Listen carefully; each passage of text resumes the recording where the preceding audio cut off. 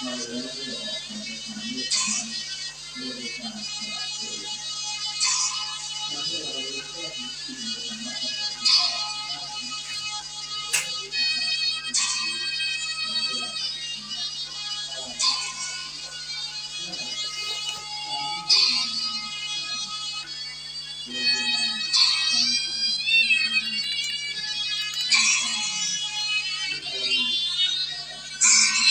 สียงกลองเสียงกลอง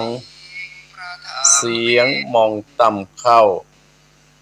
เสียงตุเจ้าเตดธรรมมาแล้วขอถวายความเคารพครูบาอาจารย์ทุกรูปทุกตนที่เปิดเครื่องวิทยุรับฟังตามวัดตามวาขอแสดงความนับถือเป็นอย่างสูงมายังหลวงพ่อท่านเจ้าคณะอำเภอดอยรอหลวงพ่อท่านพระครูสาธุกิจจานันท์หลวงพ่อเจ้าคณะอำเภอดอยรอวัดพระธาตุดอยน้อยที่เคารพอย่างสูงขอแสดงความนับถือมายังท่านพระครูอภิวัฒนวิกรมท่านรองเจ้าคณะอำเภอดอยรอท่านผู้จัดการขึ้นสีขาวและเจ้าอาวาสวัดประตังเจริญ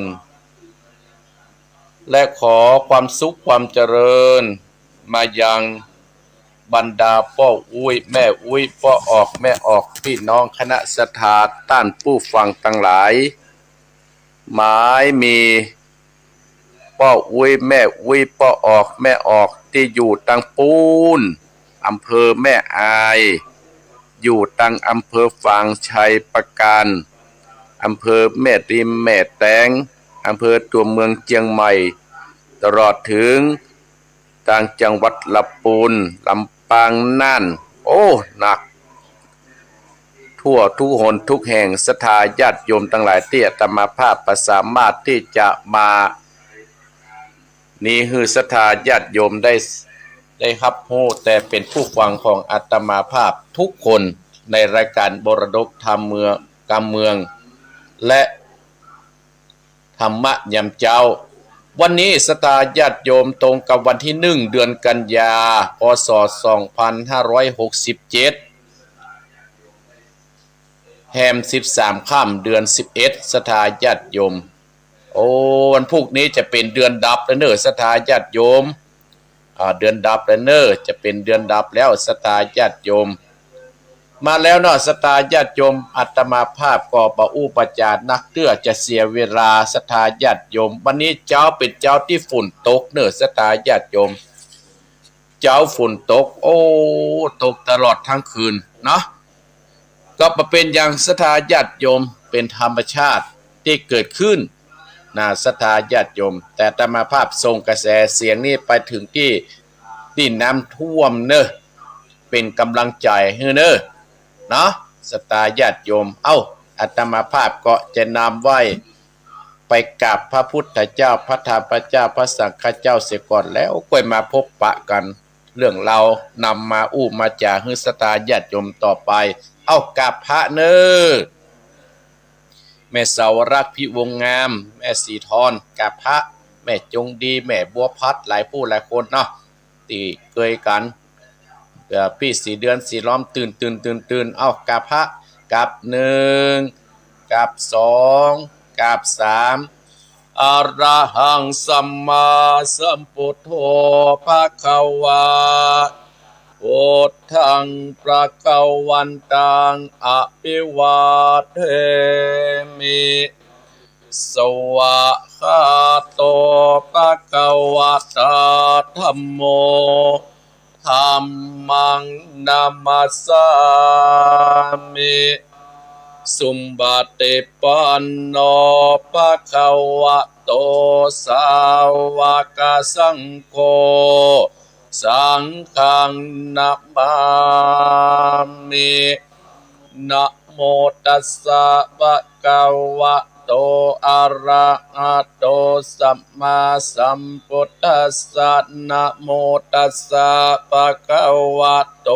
อะระหะโตสัมมาสัมพุทธัสสะนะโมตัสสะภะคะวะโตอะระหะโตสัมมาสัมพุทธัสสะ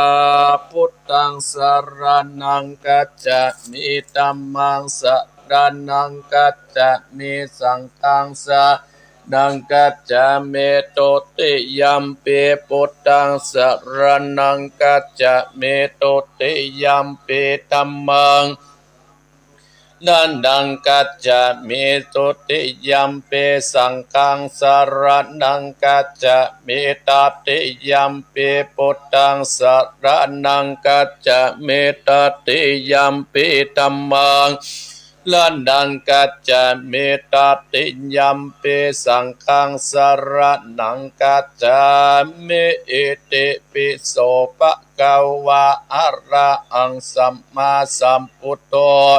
จัตยารณะสัมปันโนสุขโตโลกาวิโตอนุตตโตโพธิสัตตัมมัสสะตเตสัตตเตวามนุสัตตังพุทโธภะคะวะติสวากาโตอะตตัมโมสันติติโกอาการิโกเอปัจจิโกโอปะนายิโกปัจจัตตังเวทิตาโพวินโยเอเตสุปฏิปันโนภะคะวะโตสาวกสังโฆอุญโจปฏิปันโนภะคะวะโตสาวกสังโฆจายาติปันโนภะคะวะโตสาวกสังโฆสัมมิเจปฏิปันโนภะคะวะโตสาวกสังโฆอิตังจัตตาเตโปเตสายุกันเนอัตตาโปเตสาปุกขะราเอสาภะคะวะโตสาวกสังโฆหุนนายโยปะหุนนายโยตะกิจนายโยอัญจะเดกราติโยอนุตรังบุญญาเกตังโลกัสสติสาธุสาธุสาธุโอมติสสะมังสะดาบเทียนกาวัดวาดลุกเป็นเปลวไปสะดีกันใจกูเตียดนี้ปับเมืองปีมาจุเดาบ่อูเก้นจินเปล่าปับกินมาลอยเอ็ดภาษากูกอบปับได้ใต้ตื่นปาเดือดหน้าเป็นดินเก่าลิ้นกูก็เป็นน้ำเก่ากลางกูก็เป็นแม่น้ำใหญ่ก็จักออกไปท่วมหัวปีตายไปดินกูก็เป็นดาบเตียนกาปับไตตื่นปากูเตียงปากัวสางอมสะอาปัตโตมังสวะหายอมเปจจะรำแผ่นดินดำไว้ว่าวาดสายตาพิกาดกับนีละคนดีตูไว้ตินีอย่าเอาตัวหมุดด้านตั้งผีมันและผีเข็นผียักษ์ผีเย็นอย่าได้มากายผียักษ์ลายจุงหนีปันตั้งกลุ่มพันยักษ์ลายอันต้องเตียวพ่ายฮึดหนีไปสวะหายดุกะลาเจ้าภัยญะอันว่าภัยตั้งหลายประการต่างๆนาเป็นตนว่าภัยไปไม่กอดดีไปอันเจ็บใครได้เป็นพญาธิกอดดีอุปัตตวะกังโคนนะอุนตะไหลมักคือคนและสัตว์ได้เจ็บได้ป่วยได้เสียเข้าเสียของจากภัยตั้งหลายบัดนี้ตนตัวเองข้าพเจ้าอันเป็นลูกศิษย์พุทธเจ้าจักถอด จากถอนไปแล้วตั้งแต่นี้เป็นต้นไปขอเจ้าตั้งหลายอันหมายมีเจ้าหอเจ้าเฮือนและท่านผู้ฟังจุคนนะผู้เป็นเจ้าหอเจ้าเฮือนเจ้าบ้านเจ้าเมืองพร้อมโดยญาติกาพี่น้องลูกหลานเหลนเต็นเต้าจุคนก็ขอให้อยู่สุขสบายจุ่มเนื้อและเย็นใจอย่าได้มีไปอันตะใดมาไกลตั้งแต่นี้เป็นต้นไปขอให้เจ้าหอและเจ้าเฮือนและญาติกาพี่น้องลูกหลานเหลนเต็นเต้าจุคนจุงมีโจกมีลาบมั่งมีตุ้นเต่านั้นจุงจักมีเตี้ยงแต่ตีรีสาธุสาธุสาธุพระปัญญาปัตตะมีสัมทิตัสสาธุพระปัญญาปัตตะมีวัดเวดดอมบิดิยะปัตตะมีอ้อมล้อมระวังดีสีดาปัตตะมีบางออกดาบแม่ตาปัตตะมีปับเปตังปืนตานะปัตตะมีเป็นปืนตั้งต่ออุเบกาปัตตะมีก็เป็นเวียงสัจจะปัตตะมีแวดระวังดีเป็นไม่เต้าคันตีปัตตะมีกายเป็นออกดาบบังนามายและพื้นไฟอาทิตตานาปัตตะมีปับไปจุแองแก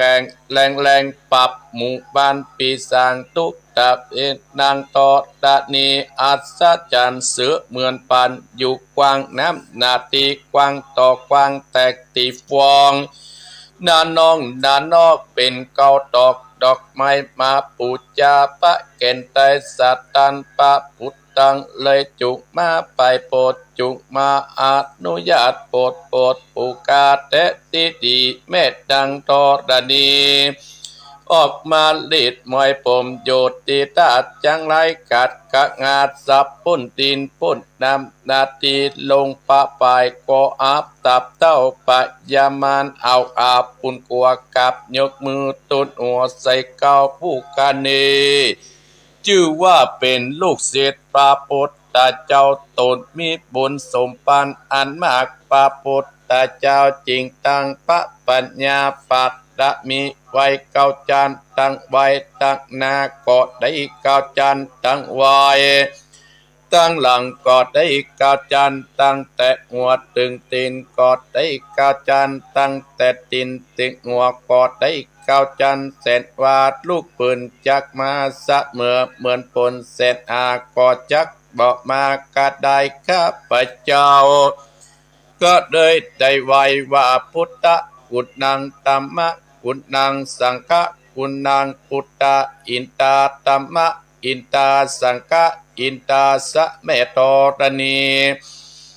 อยู่เหนือน้ำอยู่กำเป็นเต็นกันกัลเนกเกิดถึงคุณพระปิตาคุณพระบรรดาคุณครูบาอาจารย์คุณปะแก้วเจ้าตั้งสามประการคุณพระพุทธังคุณพระธรรมังคุณพระสังฆังคุณแดดคุณฝนคุณน้ำคุณลมคุณกุราชเจ้าก็ดีคุณพระเจ้าตนภาวนาก็ดีคุณนางอุตตราก็ดีคุณพระปัจเจเจ้าก็ดีคุณแม่นางตอตะนีเจ้าก็ดีจุกมารักษากำนาและกำลังยังตนตัวเองข้าพเจ้าและท่านผู้ฟังผู้คนในวันนี้ยามนี้จิมแดเตอพุทโธพุทธังรักษาธัมโมธัมมังรักษาสังโฆสังฆังรักษาพุทโธพุทธังอะระหังธัมโมธัมมังอะระหังสังโฆสังฆังอะระหังพุทโธโภคธัมมังปิดสังฆังมิตรอายุวันโนสุขังพระลังเอาละศรัทธาญาติโยมบรรดาพ่ออุ้ยแม่อุ้ยพ่อออกแต่ออกต้านผู้ฟังทั้งหลายวันนี้อัตมาภาพได้ ได้นำรายการธรรมะยามเจ้าบรดกธรรมกำเมืองนั้นได้มาพบปะศรัทธาญาติโยมบรรดาพ่ออุ้ยแม่อุ้ยพ่อออกแม่ออกในยามเจ้าฝนตกมาเจ้าศรัทธาญาติโยมมาวันนี้ศรัทธาญาติโยมมันก็ตรงกับวันที่1เดือนกันยาพศ2567เดือน11แรม13ค่ำว่าเป็นวันติศรัทธาญาติโยมอีพ่ออีแม่พ่ออุ้ยแม่อุ้ยพ่อออกแม่ออกพี่น้องคณะศรัทธาร้องรับตานึกตัวอาตมาภาพเตอะศรัทธาญาติโยมนึกว่าเฮาก็จะเข้าพรรษาเนี่ยศรัทธาญาติโยมแฮมมาเมินก็จะออกพรรษาให้เหมาะชีวิตของคนเฮาศรัทธาญาติโยมบรรดาพ่ออุ้ยแม่อุ้ยพ่อออกแม่ออกพี่น้องคณะศรัทธาท่านผู้ฟังของอาตมาภาพทุกคนที่ได้เข้ามาพอตั้งเป็ดตั้งลายโอ้โยมแม่แตงกับพ่อมาละโยมพนิตาแม่บัวผานมีป้อโอ้โยมหลายที่หลายต่างศรัทธาญาติโยมแม่สิทรหรือแม่สาวรักษ์แม่จงดีเขาก็เข้ามาโลศรัทธาญาติโยมอาตมาภาพตั้งใจมามาจ่าศรัทธาญาติโยมเพื่อมาต่อบุญต่อกุศลคือกับหมู่เฮาต้านตั้งหลายเพราะว่าคนเอานั่นเกิดมาแล้วก็ต้องเปิ้งบุญเปิ้งกุศลศรัทธาญาติโยมศรัทธาญาติโยมลังรับตานึกถึงบรรยากาศที่เฮาไปตานเตียนที่อีสานกับศรัทธาญาติโยมไปตานเตียนอีสานศรัทธาญาติโยมโอ้วันเวลาผ่านไปศรัทธาสมมุติว่าเฮายังมีชีวิตเฮาบ่ได้ทำเฮาบ่ได้กึศเฮาบ่ได้สร้างศรัทธาญาติโยมเพราะว่าวันเวลานั้นมันไหลไปเลยมันเวยแล้วไปศรัทธาญาติโยมเฮากล้าเข้าภาษาบ่ได้จะออกภาษาออกภาษากลางภาษาวันพุธวันหือเดือนกันยาตั้งวันพุธนี้เป็นต้นไปจะมีการตันทังคตันสารากตันหาปีเตาเกาหน้าเมินเห็นบ่เป็นประเพณีที่เฮาจะทำเป็นข้าวห่อเสบียงไปกินไปภายภาคหน้าศรัทธาญาติโยมศรัทธาญาติโยมอาตมาภาพก็เชิญชวนศรัทธาอีพ่ออีแม่นั้นน่ะเปิ้นจะไปตานน้ำท่วมกันไปส่งเคราะห์ ฮัดตานกับปฏิทุจารไปส่งเคราะห์ที่ผู้ยากไร้โดนอุทกภัยคือโดนภัยธรรมชาติที่เกิดขึ้นมาศรัทธาญาติโยมโดยมีท่านอาจารย์ท่านพระครูอภิวัฒนวิกลรองเจ้าคณะอำเภอโดยรอดท่านผู้จัดการคลื่นสีขาวของเราเนี่ยจะได้นำศรัทธาญาติโยมที่มีสนใจในในการทำบุญสงเคราะห์คนเนาะก็เชิญชวนในวันที่6นะศรัทธาญาติโยมอาตมาภาพก็จะได้ไปโดยก่อนที่จะเข้ารายการนี้อาตมาภาพขออนุโมทนากับศรัทธาที่เปิ้นร่วมน้ำท่วมศรัทธาญาติโยมร่วมกับอาตมาภาพรู้ข่าวว่าอาตมาภาพจะไปร่วมท่านอาจารย์ท่านพระครูอภิวัฒนวิกรมเปิ้นก็เอาไข่มาบริจาคเอาน้ำมาบริจาคประเดี๋ยวนี้ได้น้ำประมาณ60นะศรัทธาญาติโยมได้ไข่มาประมาณ10กว่าเนาะ10กว่าแผงปัจจัยก็จะเป็นก้านน้ำมูกน้ำมันรถไปซื้อของสิ่งของการอนุโมทนากับแม่จันเพญคำโพธา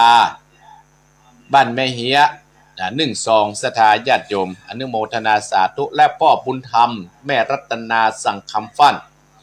บ้านปุ่งหนองหมู่ที่3ตำบลเวียงอำเภอเวียงปะเป้าจังหวัดเชียงรายอาตมาภาพจะไปจังหวัดเชียงรายนั่นแหละพ่อบุญธรรมแม่รัตนาสั่งคำฟั่นบริจาคอาตมาภาพแล้วอาตมาภาพตะคืนนี้ได้ไปเทศธรรมศรัทธาญาติโยมได้ไปเทศธรรมของงานศพของแม่วิทาคำวงศาที่บ้านส้มปอยโดยการนำพ่อโดยการนิมนต์ของโดยมนต์ของพ่อสุมินแม่ปทุมพรสิงห์ใจนายพัฒนาพงษ์นางสุพรพักสิงห์ใจ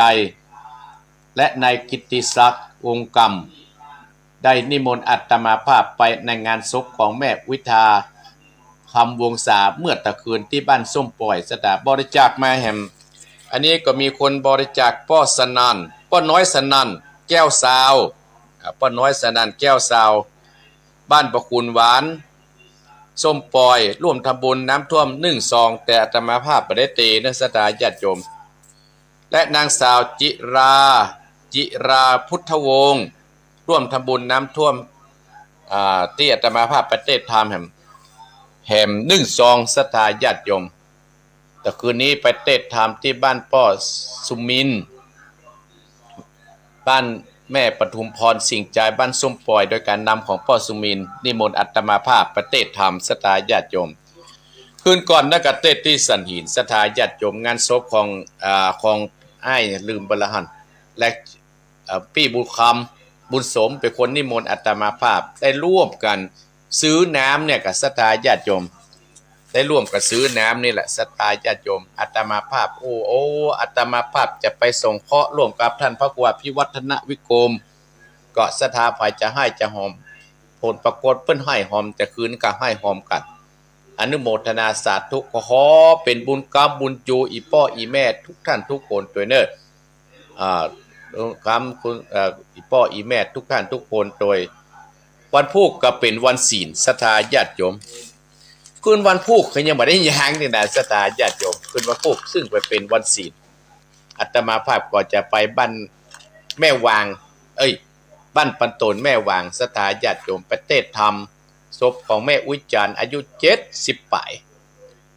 อาตมาภาพนี่ก็ดีนะศรัทธาญาติโยมเป็นคนใจคนเฒ่าแต่ขึ้นกับ84เนี่ยมันพูดกับ74 84 74โหเนอะศรัทธาญาติโยมบ่ได้บอกเลขนะ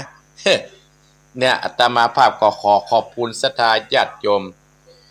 วันนี้ศรัทธาญาติโยมพ่ออุ้ยแม่อุ้ยพ่อออกแม่ออกพี่น้องคณะศรัทธาญาติโยมฝนก็ตกมาติ๊กศรัทธาญาติโยมแต่ฟ้ามันมาห้องถ้าฟ้าห้องนี่คงจะได้ยางละอาตมาภาพกลัวฟ้าห้องเล่นกับฟืนกับไฟนี่ก็กลัวนะศรัทธาญาติโยมจะรักษากายสังขารไว้อยู่ร่วมกับอีพ่ออีแม่ไว้เป็นกำลังใจอีพ่ออีแม่ศรัทธาญาติโยมออกภาษาก็จะกินออกภาษานี่ก็จะมีงานกฐินนักหนึ่งศรัทธาญาติโยมงานกฐินนะศรัทธาญาติโยมศรัทธาก็จะประชุมจะไปบ่นกันศรัทธาญาติโยมอย่างวันที่19 ตุลาเนี่ยอาตมาภาพกหารเพชรพันไลงานกฐินตั้งแม่แต่งพุ่นศรัทธาญาติโยมของโยมพนิตราเพิ่นได้เฟซได้ไลน์มาบอกให้อาตมาภาพก็คือวันที่19 ตุลาถ้าจำบ่ผิดแต่จะฟังดังคณะพระสงฆ์องค์ข้าเจ้าที่รู้จักโยมแหมเพื่อจะได้มาประกาศอยู่แต่นี่แต่ประกาศเบื้องต้นมาได้แต่ขออาตมาภาพนี้มีอยู่2 วันอันอย่างถ้าญาติโยมกระถามว่าอันอย่างพระครูกฐินวัดพระครูมีอยู่2 วันกันประจายอาตมาภาพก็จะไว้เป็นเจ้าภาพกฐินวัดทุ่งน้อยตำบลแหลมสะบังอำเภอนครไซศรีจังหวัดนครปฐมเนี่ยก็คือวันที่26 27 28 29จะปาศรัทธาญาติโยมที่ติดตามอาตมาภาพนั่นไปทอดกฐินกันแล้วจะไปแอวกันเนี่ยที่ได้ได้จ่ากันในที่เรารวมตัวกันที่เราไปนครพนมเนี่ยพี่น้องตังบ้านโฮงดอกบ้านโฮงลงลีที่เกยกันที่ไปตัวอาตมาภาพว่าจะนัดกันจะโปรดไปแอวตะปัวตังนครปฐมตังกาญจนบุรีเหรอโดยมีการนำของแม่ครูแดงเขาเฮียชวนเขาหลายผู้หลายคนตลอดถึงรถไอ้หน่วยเพื่อจะปาไปเพราะฉะนั้นใครสนใจกับพุ่นก็ติดต่อสอบถามอาตมาภาพได้เหมือนกันว่ารายละเอียดว่าจะไปกันจะใดจะไปทอดกฐินที่วัดพุน้อยตำบลแหลมสะบังอำเภอนครไซศรีจังหวัดนครปฐมวันที่ทอดแต่กับวันที่27 มะเจ้าศรัทธาญาติโยมก็จะเดินทางวันที่26 เมื่อคืนไปแจ้งที่นครปฐมวัดพุน้อยวัดทุ่งน้อยอันนี้ก็จาให้ศรัทธาญาติโยมมาได้เพราะว่าพี่น้องบ้านโฮงเพื่อจะไปกันนักไปกันหลายอยู่แม่ดงลักฟังถามแม่ดงลักพี่น้องจาที่เข้ามาพอ โยมพิสมัยศรี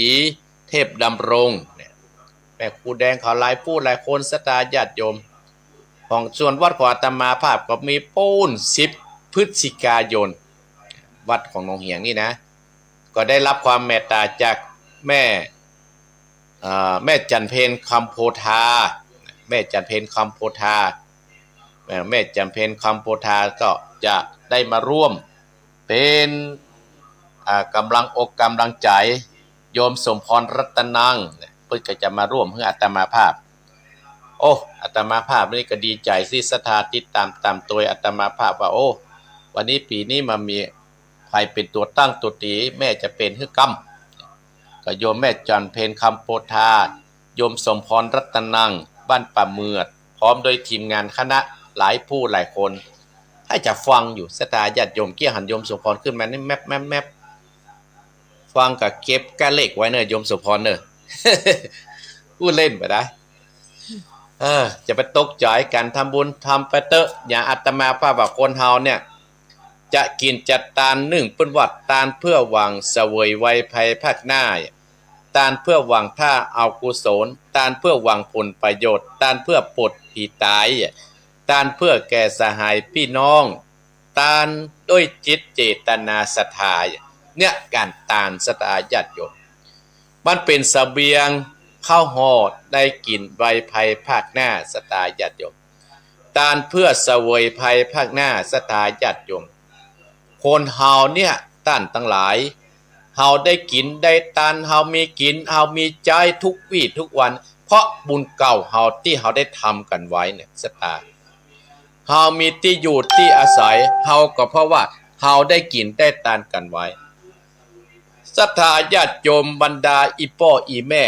ท่านผู้ฟังทั้งหลายเฮามีกินมีใจเพราะเฮาตานไว้จัดแล้วเฮาถึงมาเสวยจัดนี้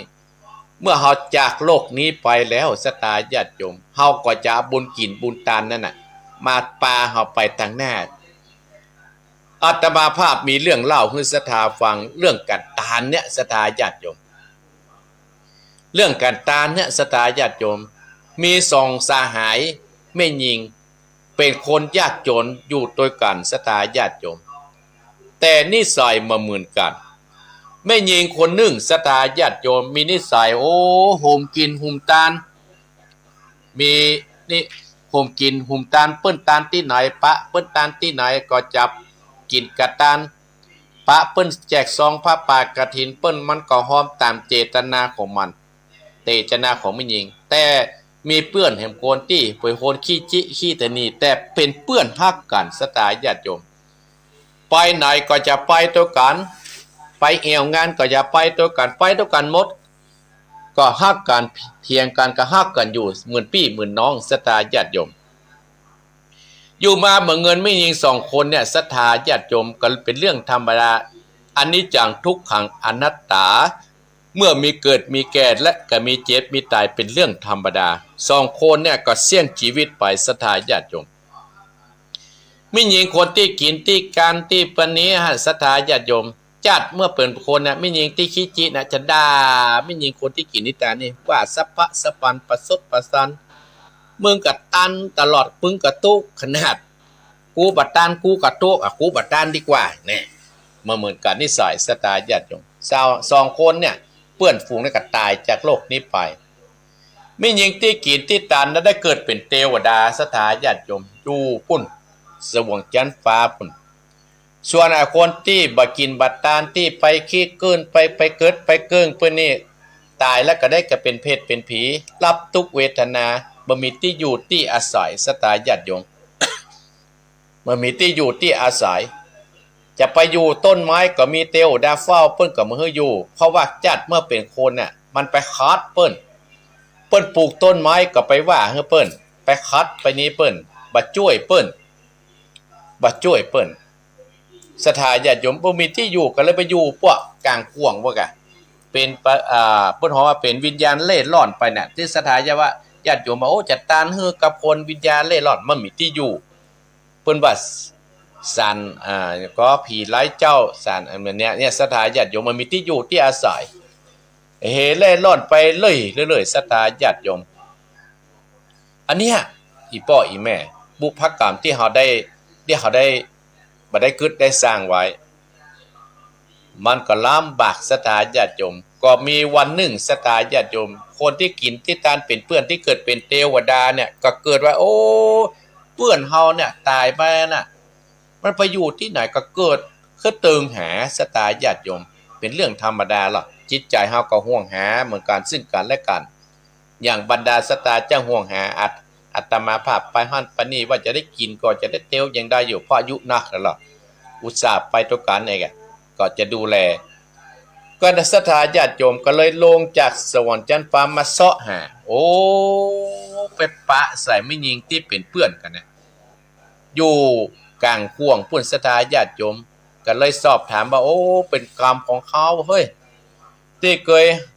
ห้ามตัวเฮ้ยบ่ได้กินได้อยู่สักอย่างฝนตกมากับเปียกหมดแดดร้อนมาก็ร้อนนี่ล่ะบ่มีที่พักที่อาศัยไอวิญญาณล่อนเล่ก็คือเพื่อนของเทวดานะก็ว่าโอ้เพื่อนในก็เพื่อนก็มีเสื้อผ้าใส่อันงามอันงดอันงามประณีตเฮาขอพ่อไงโอ้เฮาขอที่มามุงเป็นตุบเป็นปังเฮาพ่อไงฝนตกเฮาจะได้อยู่จะได้จุดได้จำเทวดาก็เกิดความอีดูเหมือนกับโคนเฮาเนี่ยศรัทธาญาติโยมโคนเฮาเคยกินเคยอยู่ด้วยกันหรอกก็เกิดขนาดนั้นก็เกิดอภินิหารอันยมโหศรัทธาเกิดฝนตกศรัทธาญาติโยมเกิดฝนตกลงมาโอ้สร้างความทุกข์ความลำบากให้กับแม่หญิงที่บ่กินบ่ทานให้กับศรัทธาญาติโยมเทวดาก็เกิดว่าโอ้ก็มาเฮาก่อนเฮาเคยหอมดินมุงวิหารพ่องดินมุงศาลาพ่องว่าอินโดก็เลยนึกเอาดินมุงนั้นก็ลอยมาศรัทธาญาติโยมเพื่อจะเอายื่นให้กับแม่หญิงที่เป็นเพื่อนนะศรัทธาญาติโยมบ่กองแม่หญิงที่เป็นเพื่อนที่บ่กินบ่ทานฮับจากมือของเทวดาไปดินมุงนั้นก็กลายเป็นแผ่นเล็กแผ่นทองมุงหัวแม่หญิงนั้นศรัทธาญาติโยมฝนตกเป็นฝนไฟตกเข้าใส่น้ำแม่หญิงนะห้องโอ๊ะห้องโอ้ยศรัทธาญาติโยมทั้งหลายได้ทำนะศรัทธาญาติโยมทั้งหลายแม่หญิงที่บ่กินบ่ทานสร้างความทุกข์ยากลำบากอกลำบากใจจนเสี่ยงกรรมไปก็ได้ไปรับใจกรรมไปเพราะฉะนั้นคนเฮาเกิดมาเพราะมีกรรมเพราะเราเกิดนั้นเพราะมีกรรมกายกรรมวจีกรรมมโนกรรมศรัทธาอันนี้ว่าตานเพื่อเสวยภัยภาคหน้าไม่ยิงคนที่ทุกข์เป็นเพื่อนของการที่เกิดเป็นเพราะตานว่าเอาไว้เสวยในภัยภาคหน้าศรัทธาญาติโยมข้อที่2ตานเพื่อหวังถ้าเอากุศลตานเพื่อหวังถ้าเอากุศลศรัทธาญาติโยมบรรดาพ่ออุ้ยแม่อุ้ยพ่อออกแม่ออกบ่ใช่ตานเพื่อหวังตานเพื่อหวังถ้าเอากุศลก็คือตานเอาปอนบ่เดียวนี่อย่าเฮามาตานหันเข้าศรัทธาญาติโยมเอาความสุขวันนี้เฮาได้กินเฮาได้ตานเลยเฮาก็มีความสุขศรัทธาเฮาได้ทำแล้วเฮาก็มีความสุขกับคนขี้ค้านคนที่บ่ใครเคี้ยคนที่บ่ไทยทำมันบ่กึดศรัทธาญาติโยมแต่จะเกิดเมื่อได้รับทุกเวทนาก่อนศรัทธาญาติโยมอีพ่ออีแม่ลองกึดไปตัวอัตมาภาพเนี่ยคนเฮาเนี่ยจะหันกูลเมื่ออย่างศรัทธาญาติโยมจะหันกูลเมื่อตอนใดศรัทธาญาติโยมอีพ่ออีแม่พี่น้องคณะศรัทธาจะหันกูลเมื่อเฮาไปสบายแม่ก็เนาะเฮาเจ็บต้องเฮาจะหันกูลเมื่อเฮาไปสบายเฮาจะหันกูลคนเมื่อเฮาไปสบายพุ่นหายแล้วลืมเลยหมอศรัทธาญาติโยมบ่ได้สนใจลืมแล้วลืมเลยหมอลืมหมอเลยหายแล้วนะตอนเฮาเจ็บแล้วโอ้ยขอหมอช่วยมาหายแล้วโอ้ศรัทธาญาติโยมอีพ่ออีแม่บ่ใครสนใจละอันนี้เป็นบุคคลที่ลืมศรัทธาญาติโยมเพราะฉะนั้นตานเพื่อหวังเอากุศลก็คือเอาหวังเอาบุญบัดเดียวเนี่ยให้เฮามีความสุขเฮาได้ฮื้อแล้วเฮามีความสุขอย่างเมื่อ 2-3 วันที่ผ่านมาเนี่ยอาตมาภาพไปอีสานแม่ดงรักพี่ทองจาซื้อผ้าถวายให้อาตมาโอ้ท่านพระครูตุ้มนะแม่ดีใจอันนี้ตานเพื่อเอาปอนเอากุศลประเดียวเนี่ยหานแล้วมีความสุขซะได้มันก็เป็นบุญเป็นกุศลกับตัวเฮาในวัยภายภาคหน้า3ตานเพื่อหวังผลประโยชน์ศรัทธาญาติโยมมันอย่างใดตานเพื่อหวังผลประโยชน์เฮาตานไปแล้วเนี่ย สมมติว่าเขาจะตานสลากก็ดีถ้าสลากญาติโยมโอ้หัดตานที่มันเป็นผลเป็นประโยชน์กับบ้านกับเมืองตานเต้นก็ดีอย่าอาตมาภาพสลากวันที่25นี่อาตมาภาพตานเก้าอี้สถาญาติโยมเป็นสั่งพระเจ้าอาตมาภาพปัจจัยน้ำคุหรออาจจะมาภาพบัดได้ใจสังที่เขาจะเงี้ยกันสมัยก่อนนะใจเก้าอี้เนี่ยเป็นสังฆทานเพื่อเอาเก้าอี้นะใจกับบ้านใจกับเมืองใจกับวัดกับว่าตานเพื่อหวังผลประโยชน์ในวันภายภาคหน้าสตาญาติโยมอันเนี้ยตานเพื่อหวังผลประโยชน์ตานเพื่อโปรดผีตายตานเพื่อโปรดผีตายอีพ่ออีแม่สตาญาติโยมผีตายที่ตายไปเพื่อกวางเอากุศลกับหมู่เฮาต้านต่างหลายอย่างอีพ่ออีแม่ตั้งใจโอ้กูจะไปต้านกฐินหั่นตานไปหาอีพ่อตานไปหาอีแม่ตานได้หมดสตาญาติโยมเพราะผีตายมันมีโอกาสได้ทำบุญเฮามีโอกาสทำบุญเฮารีบทำสถาญาติโยมทั้งหลายเฮามีโอกาสนะรีบทำทันทีเลยตานแก่สหายพี่น้องโอ้เมื่อพี่น้องสหายญาติกาพี่น้องมีการมีงานเฮาก็ปากันกินปากันตานนึกถึงพี่ถึงน้องฮักกันดูแลซึ่งกันและกันสตาญาติโยมบ้านเมืองเฮาต้องอาศัยซึ่งกันและกันอย่างอีพ่ออีแม่ก็อาศัยหมู่ตุหมู่เจ้าอาศัยวัดอาศัยว่าเป็นที่พึ่งตั้งใจเป็นที่พึ่งตั้งใจตั้งใจมาได้อาจจะพึ่งตั้งใจเรื่องห่วงใจเนี่ยศรัทธาญาติโยมทำให้เฮาเนี่ยคาดแคล้วจากโรคภัยไข้เจ็บนานาต่างๆบางคนมันเป็นโรคที่ประสามารถหักได้ไปวัดไปวาไปตัวครูบาอาจารย์สามารถอยู่คงกับพันไปหลายผู้หลายคนนะศรัทธาญาติโยมเป็นยารักษาใจตานด้วยจิตเจตนาอย่างที่อาตมาภาพตานไปตามจิตเจตนาที่เฮามีศรัทธาญาติโยมเฮาบ่มีเฮาก็มือ10นิ้วน่ะยกยกไหว้ยกทำไว้มันก็จะเป็นบุญเป็นกุศลเนี่ยศรัทธาญาติโยมบรรดาพ่ออุ้ยแม่อุ้ยพ่อออกแม่ออกพี่น้องคณะศรัทธาท่านผู้ฟังทั้งหลายเพิ่นถึงว่าเนื่องด้วยจากทุกคนน่ะจะต้องกินจะต้องทานจะต้องทำบุญสร้างกุศลผลแห่งการทำบุญผลแห่งการแห่งกรรมเนี่ยมันก็อยู่ที่เฮานั่นก็คือเฮาตั้งมั่นทำทานตั้งมั่นรักษาศีลเจริญเมตตาภาวนากันทานส่งผลให้ความผู้ที่ได้ทำมีทรัพย์และสมบัติเพิ่มขึ้นถ้าหามันกิจมันทานนะทานเนี่ยส่งผลให้ผู้ที่ทำมีทรัพย์สมบัติเพิ่มขึ้นศีลส่งผลผู้ที่รักษามีรูปร่างงามหน้าตาดีมีสุขภาพดีภาวนาส่งผลให้เฮา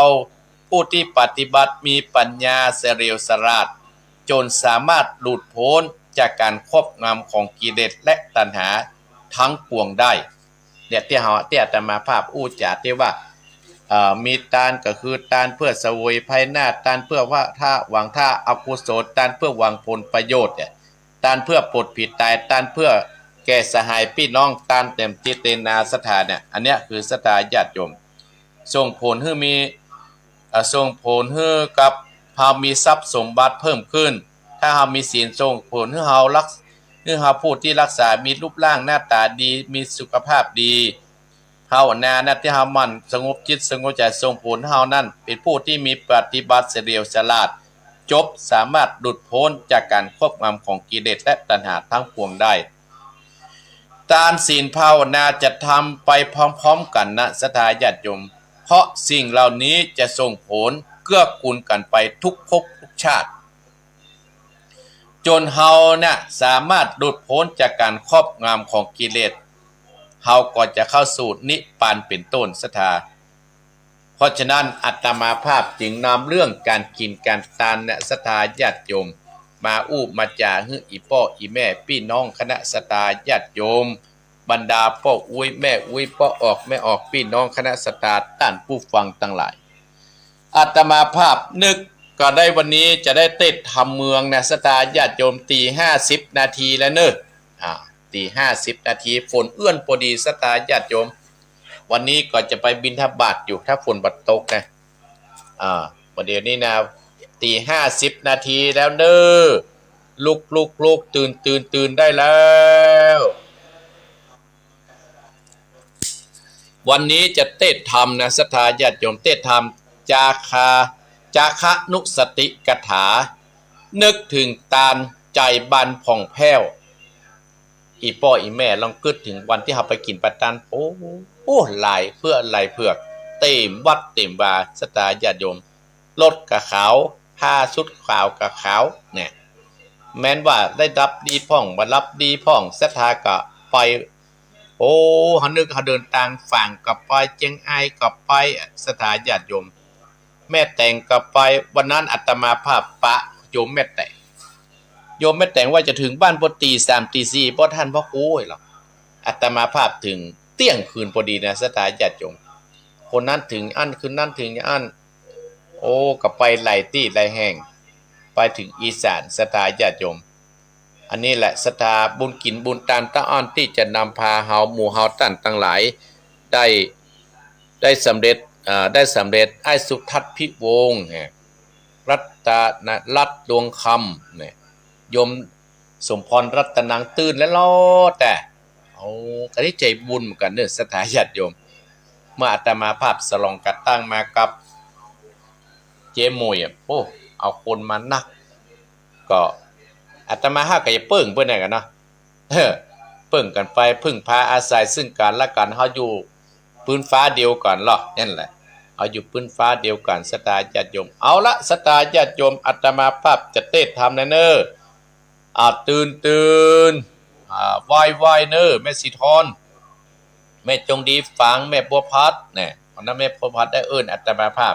พ่อบุญธรรมเนอ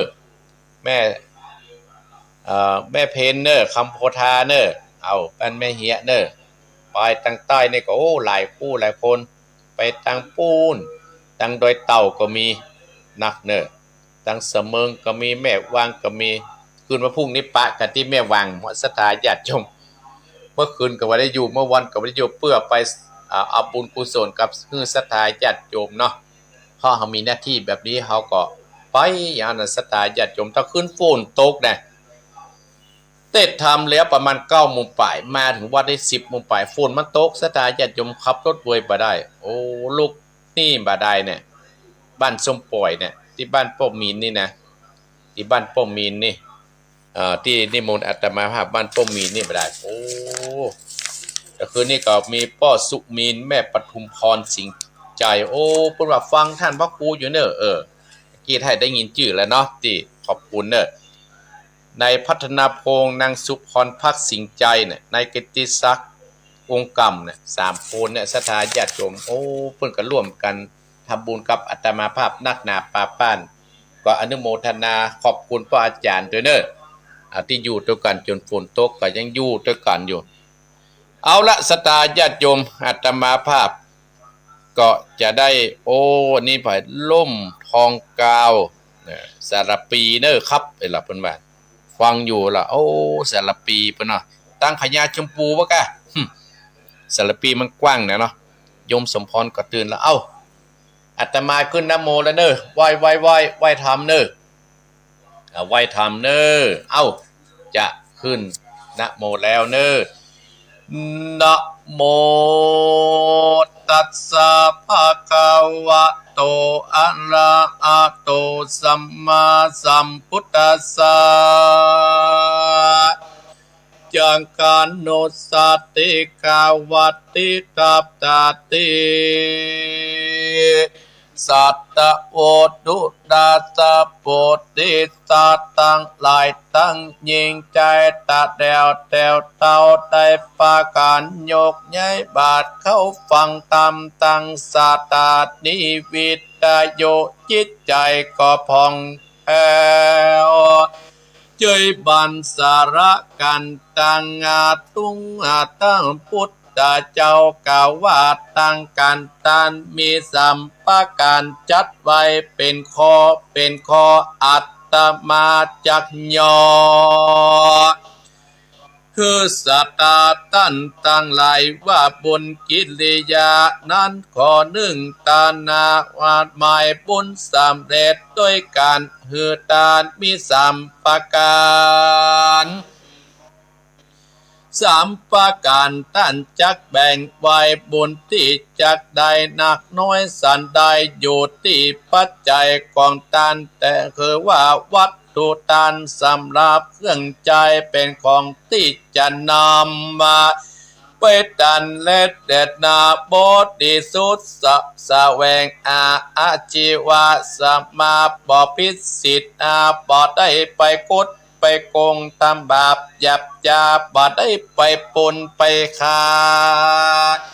จึงเอาตันบดีสุดบอดเศร้ามองเอาปุนจัวบุญกำจูจัดนี้และจัดนาบอกมีฟ้าและบอกมาพิษบางข้อสองนันนาเจตดาแม่นจะจางมีใจผุดเรื่องเชื่อว่าทำบนเชื่อว่าเรื่องบาปทำแล้วก็ได้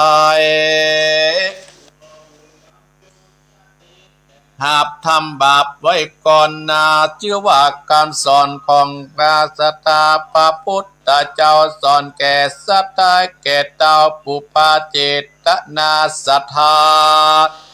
มันบุญเจตดาเอากำลังตันนันใจมิโสมันนาใจยินดีป่องแปวอัปปราเจตดากันแล้วก็บอกกาดแก้วกินแน่งใจนึกถึงกินตันยำได้ยำมีจิตใจป่องแปวปฏิกาผู้มารับตานแล้วก็มีศีลบ่มีมุนตินทิศแปดเปื่อนสัตตาตันใจบานนะบ่ได้เกียเกือกวดเสียงทรัพย์สินเงินทองบ่มีว่าความตัดนีจิข้าวของสละเงินของเมตตาแปลกกว้างอันนี้ก็ได้กล่าวอ้างสรรเสริญเย็นยออยู่ก็เจริญไปก็เจริญบอดจนอยากการคนใจแคบดาดีทีเดียวอันแต่ตัวคนเดียวบับมิไปอวดอ้างถึกมีมาและจังไผก็บ่ยินดีบ่มีไปปานีเมตตาเพื่อแปดตานแก่คนอนัตตามิโมอาตัณหามืดบอดตายเมื่อยมาดบรรลัยก็เอาตัวไปบอดใดมีข้าวของกินใจตานจักเป็นสาปานขวาขึ้นสู่ห้องจันปาอัตตมาก็มีเรื่องเล่าฮือสัตธาดังมีท่านมหาอนันตาเศรษฐีเป็นคนมักมีสุขีใจจาเปิ้นมีคนข้าดาใจเมตตาหน้าตาสงสารเป็นคนตานีคิจิเหลือประมาณจะกินจะตานก็ลำบากแต่บ่อยสุดกลัวจะกินบำรุงตองก็ยังกวดแซงเข้าของบุญตา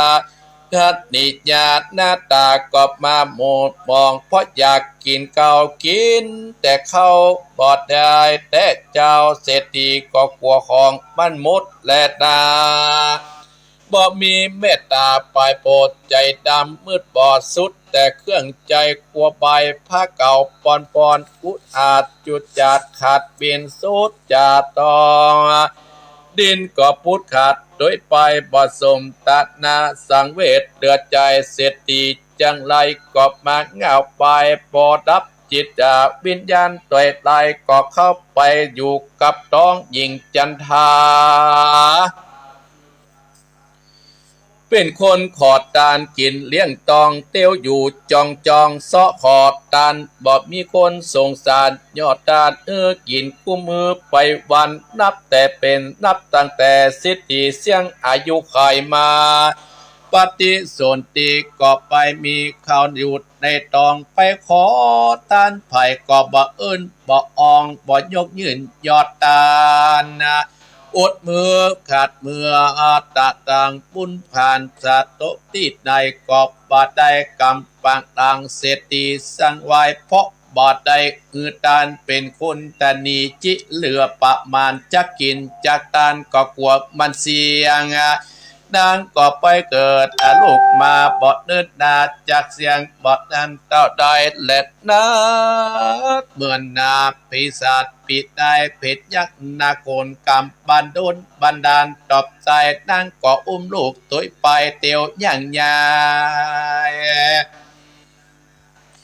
เตียวไปขอตานข้าวป่าอาหารไผ่บ่ยื่นปานกระจกจ่ายซื้อก็บ่มีเงินกำเก่าบางอันนาเอินมาตอบสายเศรษฐีได้ตุกอยากไล่ไปโดนตั้งเก่ามานี้แหลดนามุลาสตาคนใดในโลกใต้สงสารจะอยู่เป็นสุขก็ได้ต้องมีเมตตาตามเดชนาสงเคราะห์ช่วยเหลืออุปตามผู้ทุกข์ละการลำบากอยากการมนุษย์คนเอาดันใจเกิดมาแล้วก็ต้องตายเหมือนกันกูคนมีไปหลวงล้อย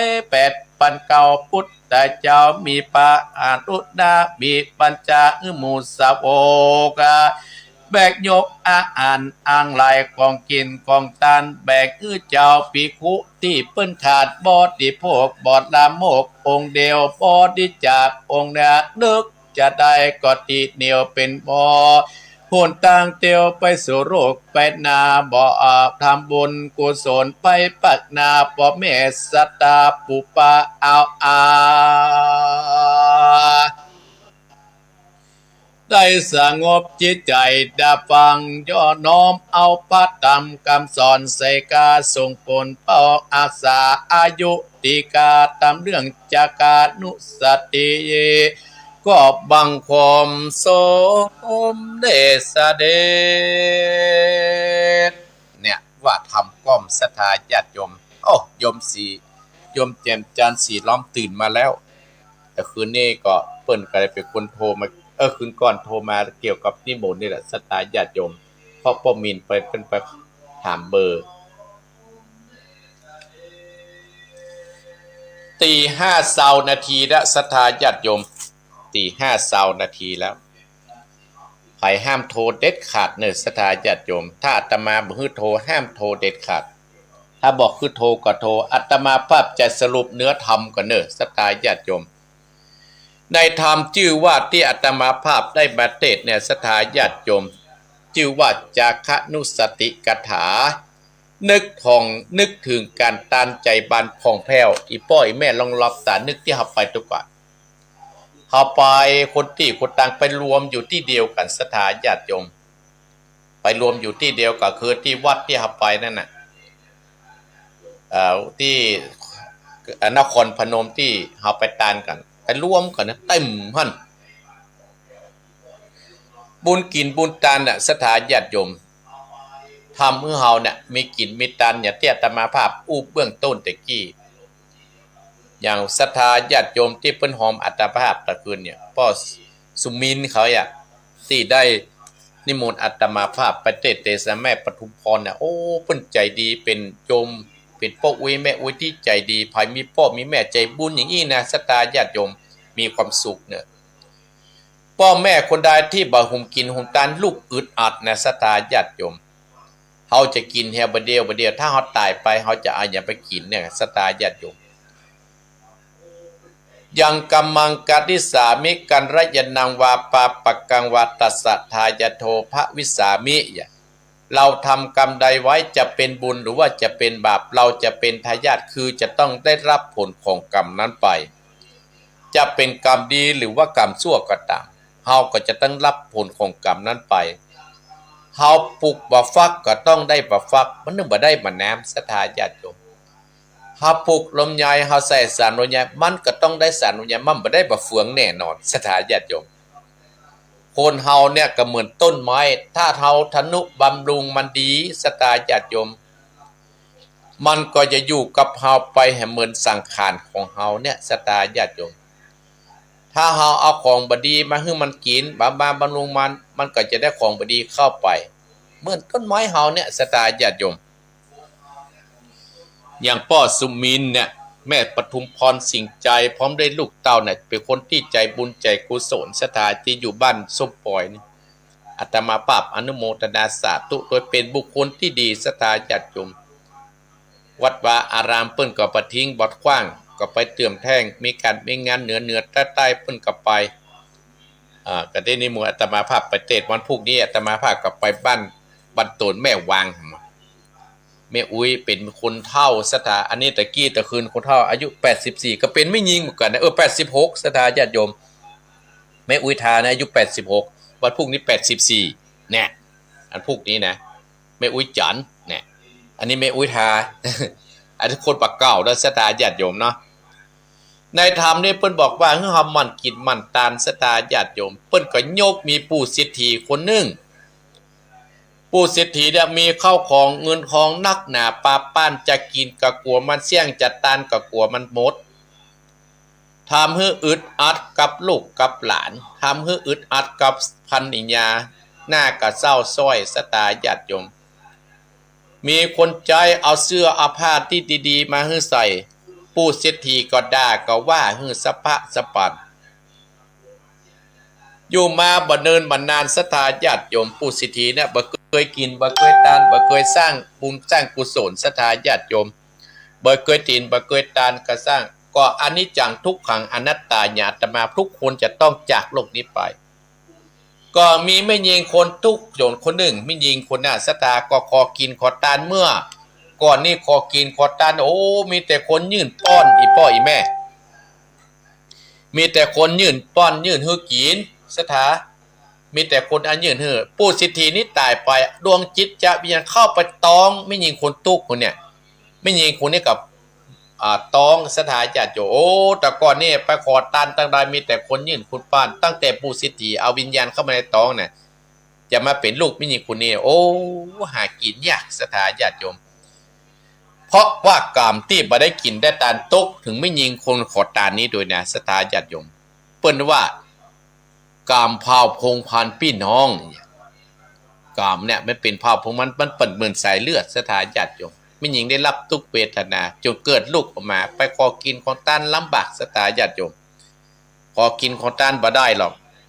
อีพ่ออีแม่แล้วนึกถึงคนใดที่บ่ได้คำบุญได้สร้างบุญสร้างกุศลนึกถึงปู่เศรษฐีในธรรมมหาวิบากนั่นแกตายไปพญาเจ้าเมืองน่ะคนเงินทองขนทรัพย์สมบัติไปไว้ในเมือง7 วันก่อนเสี่ยงก็เพราะว่ากล่อมได้ฆ่าลูกพี่อ้ายสถาญาติโยมเมื่อก่อนเนี่ยมี2 คนพี่น้องพี่อ้ายเปิ้นหนีไปบวชและเอาสมบัติแบ่งให้น้องเปิ้นแล้วก็ฝากลูกไว้เมื่อนนานลูกเปิ้นใหญ่ขึ้นมาสถาญาติโยมเตียวอยู่กลางควางแท้อายุ10อันนี้ก็ของอ้ายอันนี้ก็ของพ่อเปิ้นล้อนี่ก็ของพ่อเปิ้นเพราะอ้ายมันได้เอามันอยู่บนบ้านได้ยินเสียงโอ้ไอ้น้อยนี่ยังบัดตอนใหญ่อันนั้นก็ขอเป็นของพ่อมันหมดกึดอาฆาตก็จะทำกับจุไอ้น้อยหลานเปิ้นไปเหี่ยวบิดคอไอ้น้อยตายกว้างที่ไปเหี่ยวสตาญาติกรรมของงานเศรษฐีก็เลยเกิดมาจัดนี้มีทรัพย์สมบัตินักมหาศาลไม่มีภัยสืบทอดไม่มีภัยมาดูแลทรัพย์สมบัติที่หิหามาได้เพราะว่าปู่เศรษฐีเนี่ยได้ไปฆ่าลูกพี่อ้ายสถากรรมนั่นกติดตะก็เลยพญาเจ้าเมืองก็เลยโขนทรัพย์สมบัติเข้าไปไว้ในเมืองปุ่นแล้วก็ไปถามพระพุทธเจ้าถามว่าปู่เศรษฐีเนี่ยเปิ้นก็มีเงินมีทองนักหนาปะปั้นนี่อย่างเปิ้นมามีลูกไม่มีหลานสืบแสนตระกูลพุทธเจ้าเฮาก็เลยตัดเทศนาเรื่องกามสถาญาติโยมฮือกับพ่อพญาเจ้าเมืองฟังโอ้มันเป็นอย่างอีกะกามเนี่ยมันโตยตามปัญญาอันขนาดนี้กะมันเป็นใส่พงวงนี่ก็เนี่ยสถานตลาดก็เลยสถาญาติโยมพระพุทธพ่อพญาเจ้าเมืองก็เลยไปปิกไปก็ทำบุญสุนทานสร้างบุญสร้างกุศลนำเอาทรัพย์สมมตินั้นไปจ่ายและก็ทานไปให้กับผู้สิทธิที่ตายไปที่มันมีไปกินไปทานให้สถาญาติโยมอย่างที่อาตมาภาพว่าการทานเนี่ยถ้าเฮาทานเนี่ยสถาญาติโยมมันก็จะมีทรัพย์เพิ่มขึ้นเพิ่นบอกว่าผลแห่งการที่เฮาทำทานส่งผลให้ผู้ที่ทำมีทรัพย์สมบัติเพิ่มขึ้นนี่ศีลส่งผลที่ผู้ที่เฮารักษามีรูปร่างหน้าตาดีมีสุขภาพดีอีพ่อที่แม่จะหันว่าโอ้พี่นี่อย่างมันหน้าตาดีหาปะแก้ให้ คนนี้อย่างหน้าตายังหนุ่มอายุนักแล้วเนี่ยเพราะว่าเปิ้นมีศีลส่งผลให้มีรูปร่างหน้าตาดีมีสุขภาพดีบ่เป็นโรคภัยไข้เจ็บอันนี้เป็นคนที่มีศีลและสถาญาติโยมจัดก่อนภาวนาส่งผลให้ผู้ที่มีปัญญาเฉลียวฉลาดจนสามารถหลุดพ้นเรื่องความโกรธความเกลียดได้เนี่ยนี่มันจะมีผลของมันหรอเนี่ยอีป้ออีแม่อาตมาภาพเลยเอาทำเรื่องเนี้ยมาเทศนาให้อีป้ออีแม่นะได้สดับรับฟังโอ้โยมสมพรลำปางก็ฟังหันนะก็เตือนได้ติดต่อบางนี้โอ้การงานงัดตะคืนก็มาพอดึกได้เลยโยมเนอะวันนี้ก็จะไปแหมวันนี้ก็จะมีโยมเพิ่นมาเลี้ยงก๋วยเตี๋ยวมาฮั่นโยมทางบ้านโฮงเพิ่นจะมากับลูกกับหลานมาเลี้ยงตุเลี้ยงพระเลี้ยงที่เพิ่นมาวัดเอวาที่นี่วันนี้นะวันนี้จะติดยอดสัพพโทนสถาญาติโยมที่วัดนี่อาตมาภาพกำลังเอาพระเพิ่นห้องไหว้ศิวลีพระมหากัจจายนะหรือว่ามหากัจจายนะมาไว้ที่วัดเป็น3 อรหันต์และกับพระอุปคุตสถาญาติโยมกำลังแป่งฐานอยู่วันนี้โยมเพิ่นจะเอาสัพพโทนมาติดคือได้ไปจ้างช่างมาทำให้สถาญาติโยมโอ้เพิ่นก็ใจดีเนี่ยโยมนี่อยู่ปุ้นฟังอาตมาภาพเหมือนกันเนี่ยปทุมธานีกับโยมแมงปอปิกบังเนี่ยฟังจังส่งก้านน้ำกาไฟอันนี้อยู่ปุ้นฟังต่างเพชรต่างหลายเพิ่นยุงเทพเพิ่นก็มาเป็นเจ้าภาพหลายอย่างสถาญาติโยมแล้วก็มีคนอยู่ที่สหรัฐอเมริกาเป็นคนบ้านห้วยห้าชื่อว่าโยมปุ๋ยเห็นคนนั่นก็อยู่บ้านเฮานี่ห้วยน้ำขาวนี่พ่อกำนันพรให้ศักดาชัยกิแลเป็นเจ้าภาพร่วมกันอนุโมทนาเนี่ยสถาญาติโยมอาสาต้องเปิ่งอาศัยอย่างเตี้ยมาว่าตะคืนเนี่ยคนเฮาอยู่นะต้องเปิ่งปาอาศัยกันเนี่ยสถาญาติโยมกรรมของที่เพิ่นได้ทำไว้คือ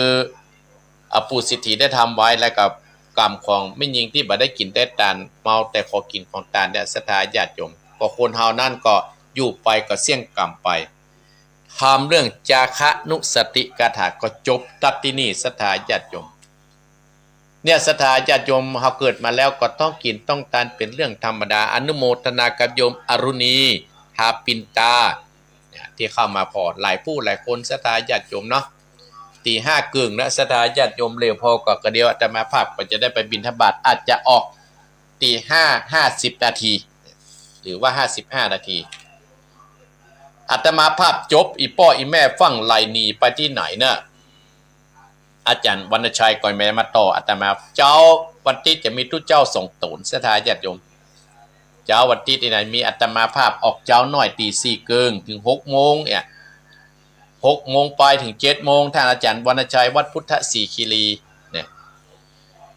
สถาญาติโยมอาตมาภาพเสาะปากกาก่อนเนอะเสาะปากกาก่อนเสาะปากกาก่อนเสาะปากกาเสาะกระดาษเสียก่อนเนาะมันเรียบร้อยนี่ปากกาได้ออกก่อนได้ก็สหาโทรศัพท์กันเนอะพอเตรียมปากกาจดเบอร์สถาญาติโยมวันนี้ให้หูกรรมละ0828857225มาได้อู้กันหลายติดแล้วก็มาได้อู้กันสถาเมาไปกินไปตันเนี่ย0828857225สถานที่บ่ได้ที่งานกฐินอาตมาภาพ10 พฤศจิกายนประกาศก่อนหามาแล้วสถาญาติโยมสายแรกเจริญปอนแม่ยังแม่ผันเนาะแม่โอ้เมินแล้วไหนแม่ประโทรมาหาตามมาหาทำตับเตาใช้ประกันมาแล้วอนุโมทนาแม่เน้อโอ้นี่กระโตกเหมือนย่างเต้แม่เฮ้ยธรรมชาติเนาะระวังน้ำป่าเนี่ยอยู่ท่ามตับเตาเนี่ยมันมีเนาะก็อนุโมทนาเน้อสายต่อไปเจริญปอนแม่บัวผัดวันนั้นได้เอิ้นกันเดียวนะแม่เนาะยินดีเนี่ย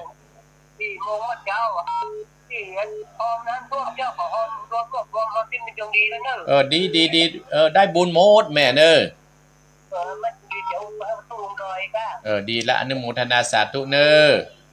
ว่าสาธุเจ้าจะเริญปอนแม่ประพัดเจะเริญปอนฝางมากแหงเจริญปอนไอพ่อแก้วบ้านต้งน้อย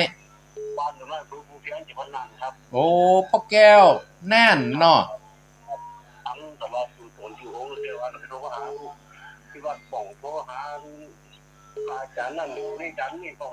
โอ้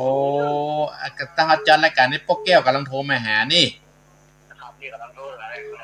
ฟังแล้วเป็นจะได้พ่อแก้วฟังอาตมาแล้วเป็นจะได้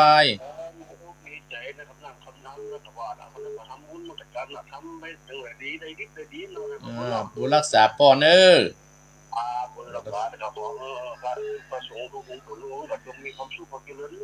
เจริญปอนเนอสายต่อไปเจริญปอนแม่ยัง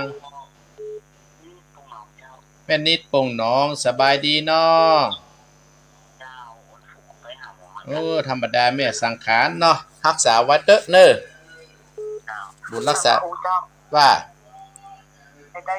เบอร์โทรส่วนตัวที่ปอบุญธรรมนี้ก็ต้องมีแม่อาปาที่ปอบุญธรรมมันเนอเจ้าอันนี้ไปติดต่อปฏิติปอบุญธรรมมันเนอยินดีเนอ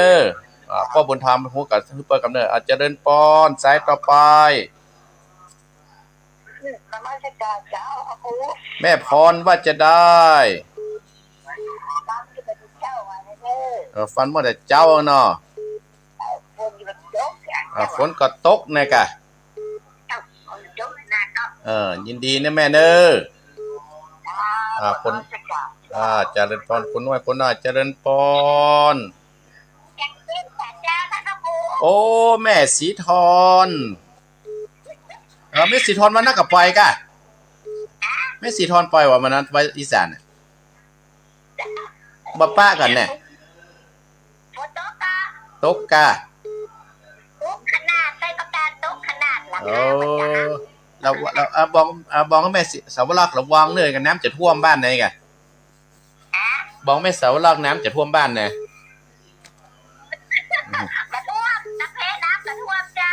เจริญปอนนะแม่เนอเจ้าไว้ค่ะเจ้าเจริญปอนแม่ศรีธรชัยประการเจริญปอนไว้จากครับพ่อบุญธรรมครับผมพ่อบุญธรรมบุญรักษาพ่อบุญธรรมขอบคุณเนอที่เอาปัจจัยถวายอาตมาภาคกับหอมไปนี่หมดเด้อครับอนุโมทนาพ่อบุญธรรมกับโยมแม่เนอป่งน้องบุญรักษาจะเริญปอนเด็กกี้พ่อแม่นิดพ่อบุญธรรมมีคณะโทรหากันเนอเจริญปอนว่าจะเจ้าธรรมครูแม่ยังแม่เพนฟังแต่เจ้าไหมกะฟังแต่เจ้าแล้วกะ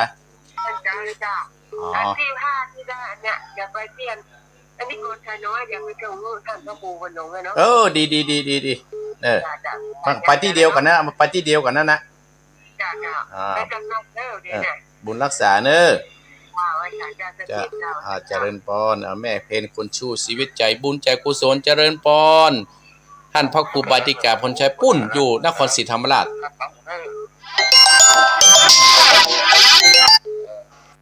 เพื่อว่าจะไปโทรเบอร์นี้เจริญปอนเนอปอนเนอไปห้ามโทรเข้าเครื่องใหญ่เนอโทรไปยินดีเนอเจริญปอนหายห้ามค่าเธอเบอร์ใหญ่เนอเจริญปอนเจริญปอนครับผมอยู่หมู่11หมู่บ้านก็ไปเขาเปิดห้องบ้านกูอยู่ที่ไหนบ่บ้านกูที่ไหนเนี่ยบ้านกูเวียงปะเป้าบ้านกูเวียงปะเป้ากำลังโทรมานี่เนาะครับผมป้อยังป้อสมยศแต่ร้อยครับสมยศเคยรู้จักอะไรไหมแค่เนี่ยครับเคยหันไก่เนาะเคยหันครับ พ่อสมยศจะมาเอิ้นน่ะแต่ก่อนอยู่พุ่นบ้านนอกก็ อ๋อยินดีฟังอาตมาอยู่เนาะครับจะถูกลงร้อยทุก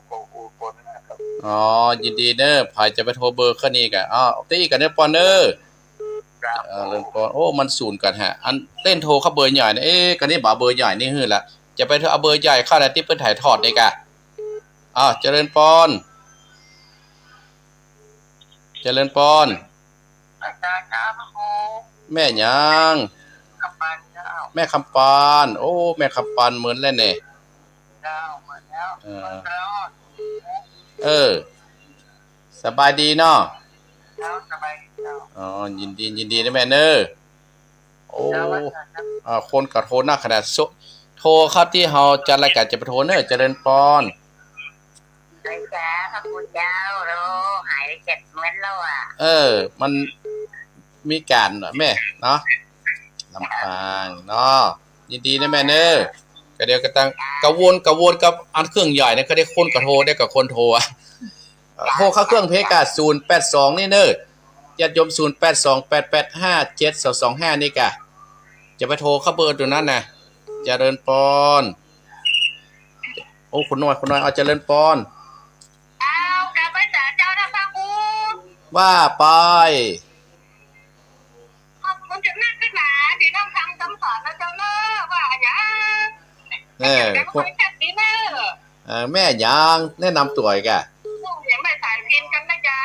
ไม่ใส่มังปานเจ้ามาตงตาลไม่ใส่พินฝุ่นโต๊ะก็โต๊ะขึ้นหัวเจ้า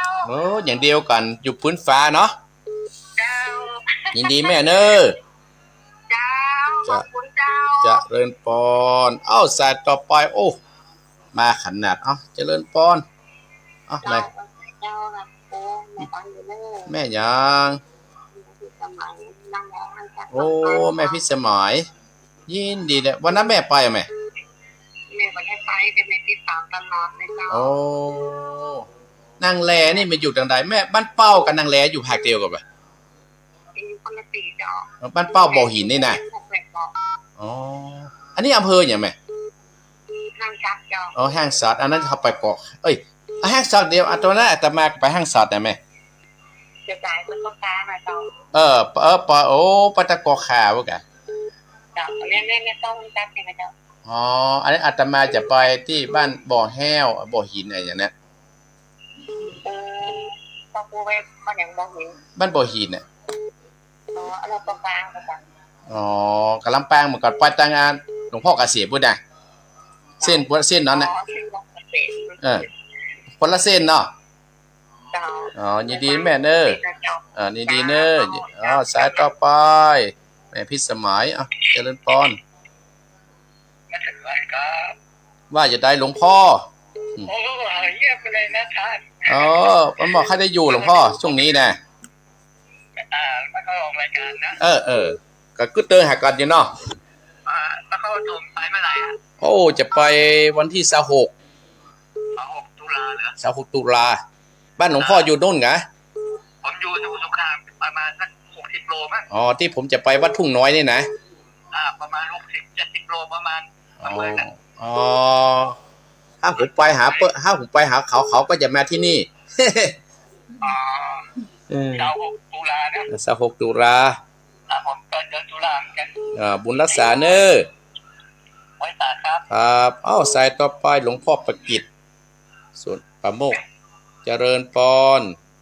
ไปศาลเจ้าแม่ติ๋มได้อุโมงค์เด้อแม่ติ๋มมาแล้วแม่ติ๋มจ้าแม่ติ๋มอุโมงค์สารปีนะแม่เนาะละปูนกะตำบลอุโมงค์ละปูนเจ้าละปูนอุโมงค์ละปูนฟังแต่เจ้าเนาะจ้าต้องมาเปลี่ยนกำลังใจท่านเด้อขอบคุณนะแม่เด้อมาเจริญพรตั้งได้ก็ดีเป็นห่วงเจริญพรตุเจ้าท่านพระครูแม่ยังแม่สุทัศน์เจ้าท่านจะไปที่น้ำท่วมวันที่เท่าไหร่ก่อนที่6ปฏิท่าจันทร์มะยงเนี่ยอันที่แม่จะไปทำบุญแม่จะเอาวัน ของไปช่องไหนเสื้อหาผ้าไปตุยเนาะ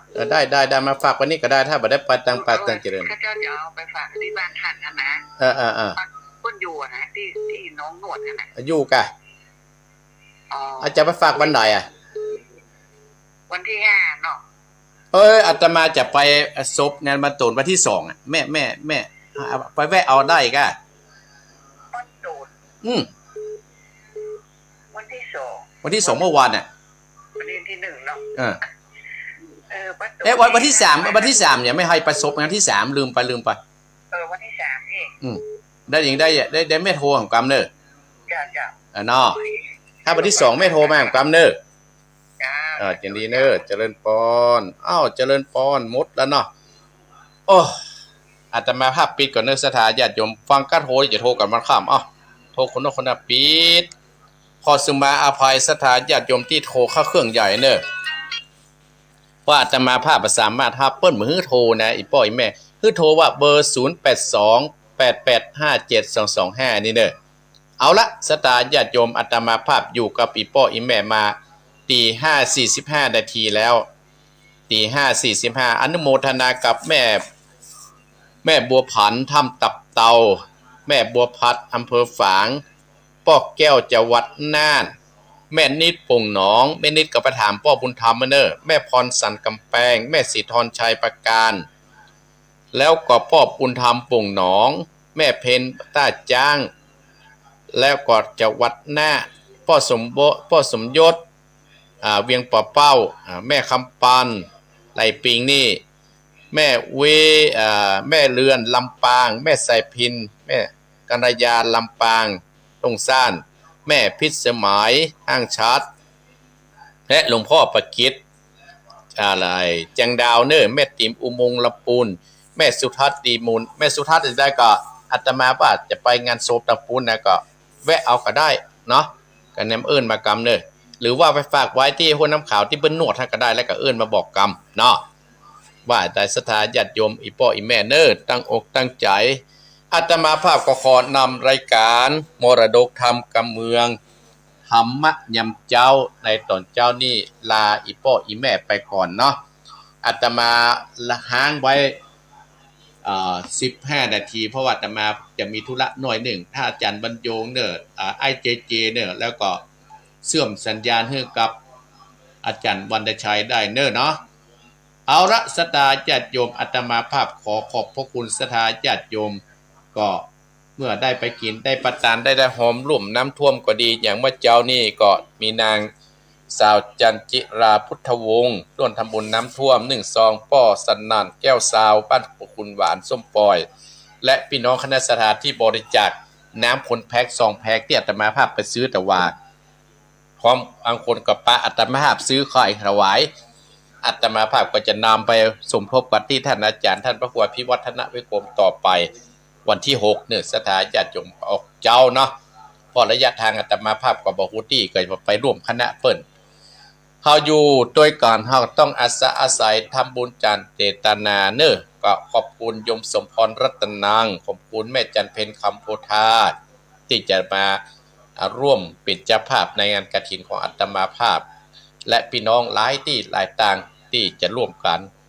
เพราะว่าหาทำมันเป็นปีจบไปสถาญาติโยมปีนี้อาตมาภาพตันเมื่อต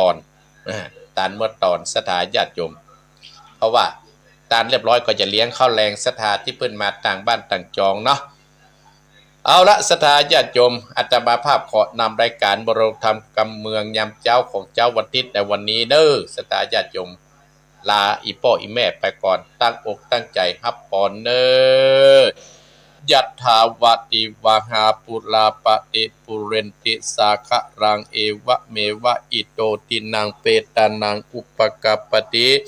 อิจิตังปัตติตังตุมหังคิปะเมวะชมิจันตุสัพเพปุเรนตุสังกปาจันโตปนะดาโสยตามะนิโสติดาโสยตาจยสิทธิตะนังราพังโสติปะขยังสุขังปรังโนจะโพกังวุติจยะสวาสตาวันเจนจะชีวสิทธิพระวันโตเตสปีติโย วิวัสสันตุสัพพะโรโควินัสสตุมาเตมตรายโยสุขีติขายุโกภวะอภิวาทนาสีริสะนิจังอุตตาปัจจายโดจัตตารโรตัมมาวัฏันติ